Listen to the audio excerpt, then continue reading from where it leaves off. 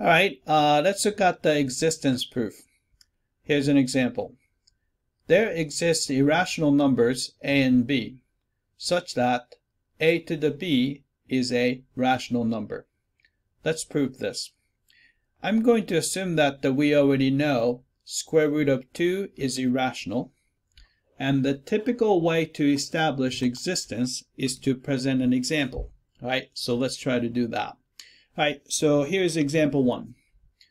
We're going to let a and b to be square root of 2. Then a to the b comes out to be square root of 2 to the square root of 2. The only problem is that we do not know if square root of 2 to the square root of 2 is rational or irrational. Right? If this happens to be rational, then we're done. Nothing else to prove.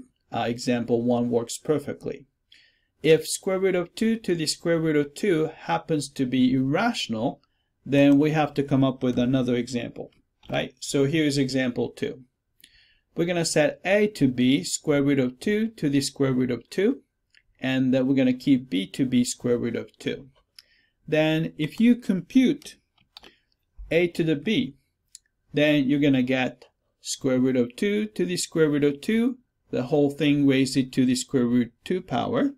Then you can multiply the powers together, square root of 2 to the square root of 2 times square root of 2, and then which is equal to square root of 2 to the second power, which gives you 2, which is clearly a rational number.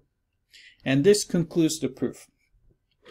All right, the interesting thing about this proof is that we present two examples, but we still don't know which of the two examples actually worked. A good thing is we don't really have to know which one, because we know that one of the examples is guaranteed to work. All right, that's it. I hope that this was clear.